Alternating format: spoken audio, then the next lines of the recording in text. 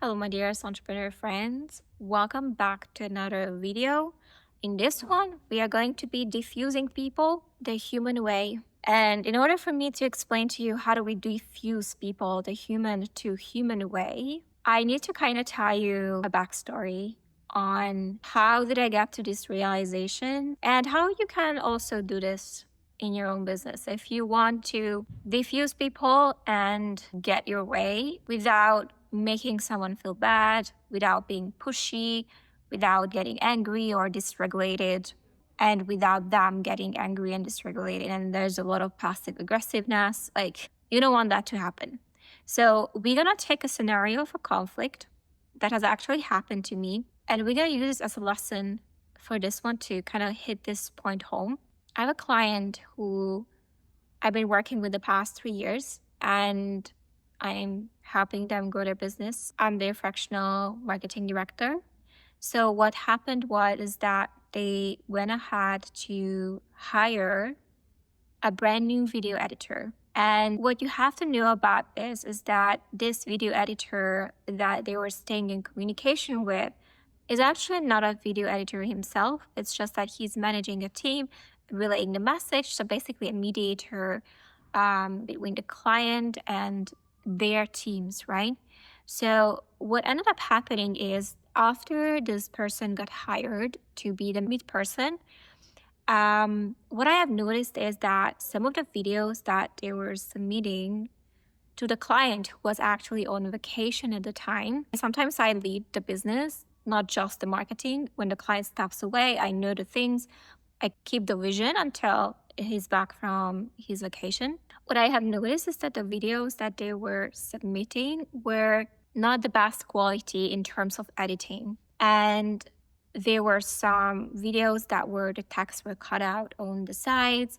So imagine when you create any video and quality work, you wouldn't be posting something that the text is missing on the sides, right? Especially it's not a cheap service that this team was providing for our clients. And what ended up happening is, I'm not gonna say directly, hey, that video that you just did is shit and you need to fix it. I didn't say that. I was just like gently trying to help them understand that there is some improvements that could have been made.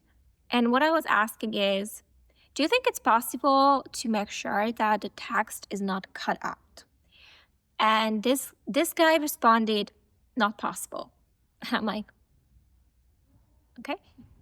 At the time, I wasn't taking this the most glorious way. And I'm like, of course it's possible. All you do is you cut this, I cut that. Like, I know how to do this. I know editing myself. But what ended up happening is that I was trying to tell them, like, that's how you do it. Like, trying to kind of help them see what I'm seeing and help them fix the issue so that they can serve my clients with the quality that is expected. They pushed back. They were telling me how I'm stifling the process, and they tagged my client and told my client, hey, you need to tell this person, tagging my name, to kind of back off because basically I'm hindering their work process, and they're gonna be late because of me, and I'm hindering it, and I should be told to kind of stay out of it. And even though I didn't like that, like obviously that was not cool, but I thought, like, if we're gonna start a war here, this is not gonna work. If there is something that I understand is we are on the same team. We are both here to help the client grow. And if there's something that could be improved that is blatantly obvious, I'm going to be nice about it to let you know so that you can also keep serving the client. Because if you keep submitting subpar work and no one says anything, you're going to get fired and you won't even know why. So, like I said, to me at that point, it was very clear that we need to get on the same page. Like, I remember just feeling angry, and I'm like, okay, I really tried to be diplomatic here.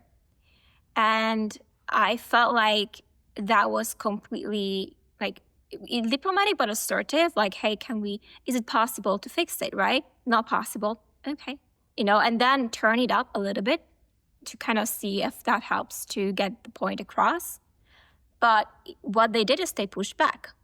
So we ended up becoming in a little bit of a friction because he was trying to loop in the client to kind of put the muscle on me.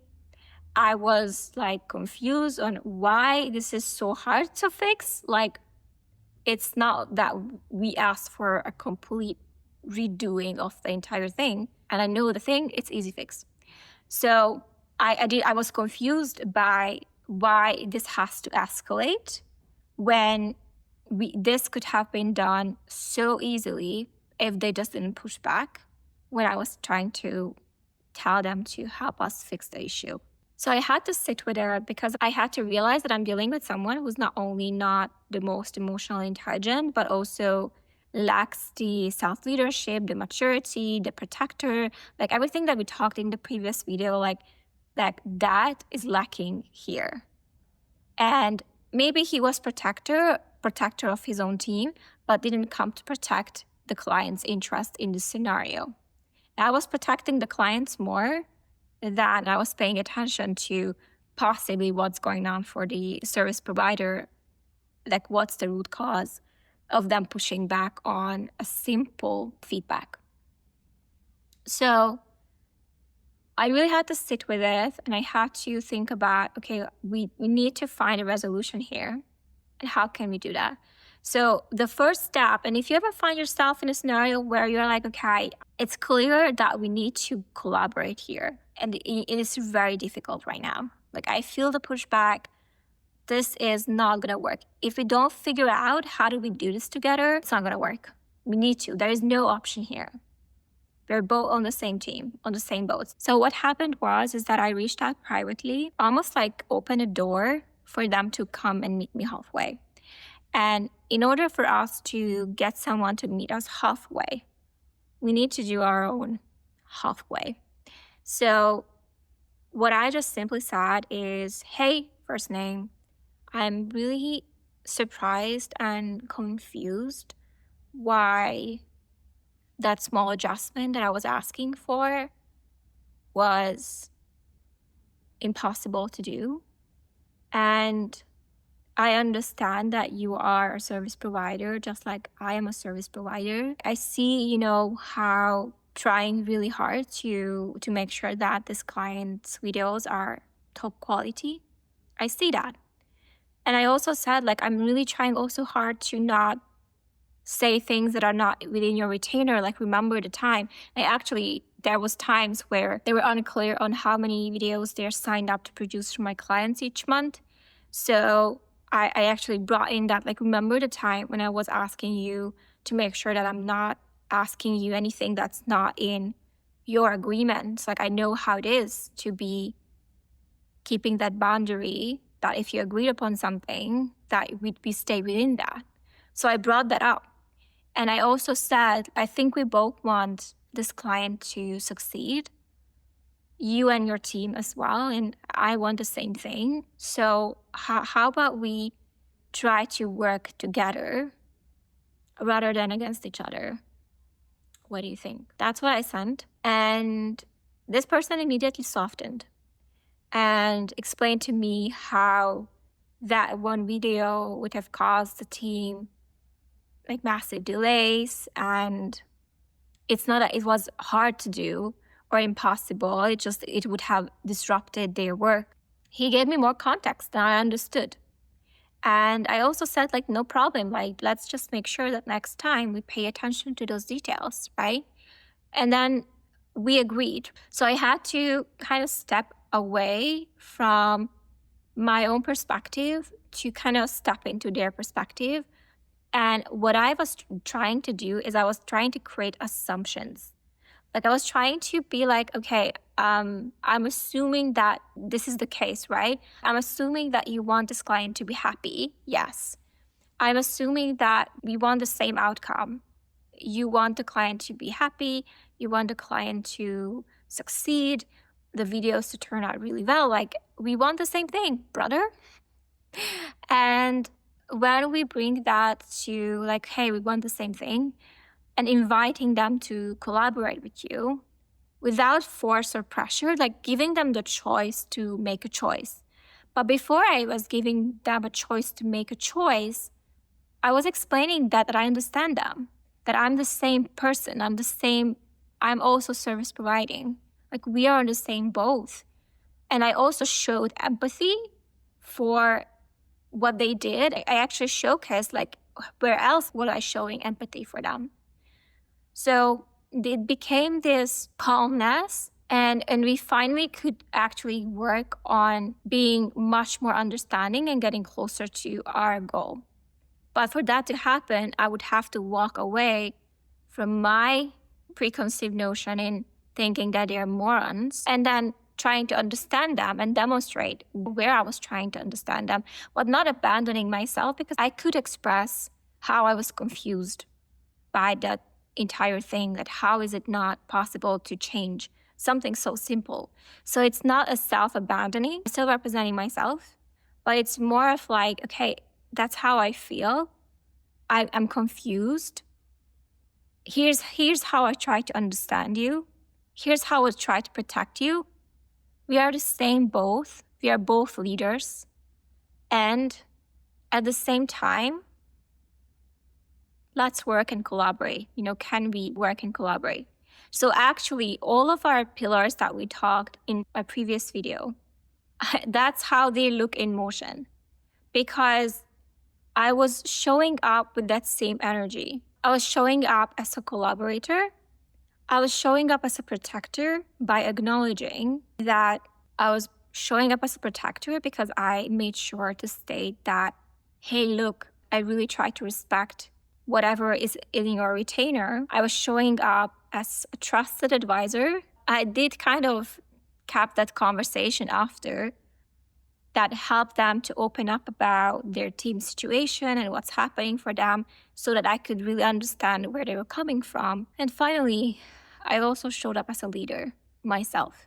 I also saw this person as a leader of their own team.